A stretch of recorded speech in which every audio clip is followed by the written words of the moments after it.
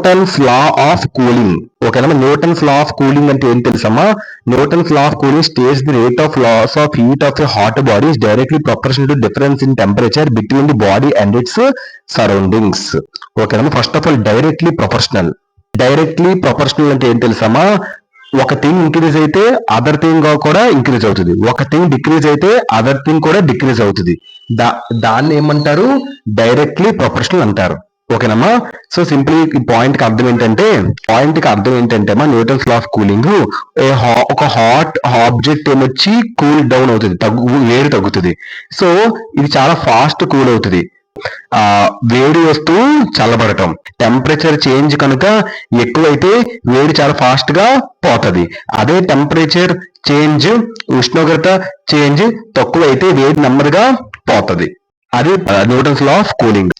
Simple గా చెప్పాలంటే Newton's law of cooling అంటే ఈ యొక్క టెంపరేచర్ చేంజ్ పై ఆధారపడి చల్లబడటం, దాన్ని న్యూటన్స్ లా ఆఫ్ కూలింగ్ అని అంటారు. ఓకేనమ్మా. ఎలాంటి కండిషన్స్ లో ఈ యొక్క న్యూటన్స్ లా ఆఫ్ కూలింగ్ అనేది అప్లికేబుల్ అవుతుంది? Newton law of cooling is applicable when heat lost by the body mainly due to convection. First of all what is mean by convection? Convection అంటే ఏం తెలుసమ్మా? గాలి ఎక్కువైతే ఈ వేడి కూడా పోతది, దాన్ని కన్వెక్షన్ అంటారు.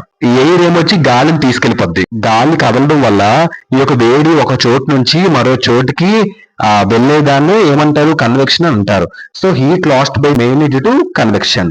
ఈ విధంగా గాలి ఒక మూమెంట్ ద్వారా వేడి బయటకు పోతుంది, అందుకే వేడి నష్టం ఇక్కడ ప్రధానంగా కన్వెక్షన్ వల్ల జరుగుతుంది. ఓకేనమ్మా, done. Loss of heat is negligible by conduction. So what is mean by conduction? Conduction అంటే ఏం చెప్పాలంటే మెటీరియల్ కదలకుండా, ఏ పదార్థం కదలకుండా ఓన్లీ టచ్ అండ్ స్పర్శ వల్లే ఈ యొక్క హీట్ అనేది చేంజ్ అయ్యే ప్రాసెస్ నే కండక్షన్ అని అంటారు. ఓకేనమ్మా. కండక్షన్ అంటే స్పర్శ ద్వారా వేడి వెళ్ళడం. ఓకేనమ్మా. సో ఈ loss of heat is negligible conduction. అంటే కండక్షన్ అంటే ఏంటి? స్పర్శ ద్వారా వేడి వెళ్ళడం. వేడి వస్తువు చుట్టూ సాధారణంగా గాలి ఉంటుంది. Air is a poor conductor of heat. గాలి అనేది ఒక పూర్ కండక్టర్ అన్నమాట, హీట్ యొక్క పూర్ కండక్టర్ గాలి. అందువల్ల ఈ యొక్క స్పర్శ ద్వారా చాలా తక్కువ వేడి మాత్రమే బయటకు పోతుంది. కాబట్టి ఇక్కడ కండక్షన్ ద్వారా వేడి నష్టం చాలా తక్కువగా. ఓకేనమ్మా, డన్. నెగ్లిజిబుల్ అంటే ఏంటి? చాలా చాలా తక్కువ అన్నమాట. ఓకేనమ్మా. ఈ hot body is cooled by forced convection. ఓకేనమ్మా. ఈ పాయింట్ కి అర్థం ఏంటంటే ఫోర్స్డ్ కన్వెక్షన్ అంటే ఏంటి తెలుసమ్మా? గాలిని బలవంతంగా కదిలించడం, దాన్ని ఫోర్స్డ్ కన్వెక్షన్ అంటారు. ఓకేనమ్మా, డన్. సో ఇప్పుడు ఈ పాయింట్ కి అర్థం ఏంటంటే ఫోర్స్డ్ కన్వెక్షన్ అంటే గాలిని బలవంతంగా కదిలించడం. ఓకేనమ్మా. ఎగ్జాంపుల్ మనకి అంటే ఎయిర్ అనేది మూవ్ అవ్వడం, ఫ్యాన్ ద్వారా, విండ్ ద్వారా మూవ్ అవ్వడం. ఎయిర్ ఎలా మూవ్ అవుతుంది? సో ఫ్యాన్ ద్వారా, మళ్ళీ గాలి ద్వారా మూవ్ అనేది అవుతుంది.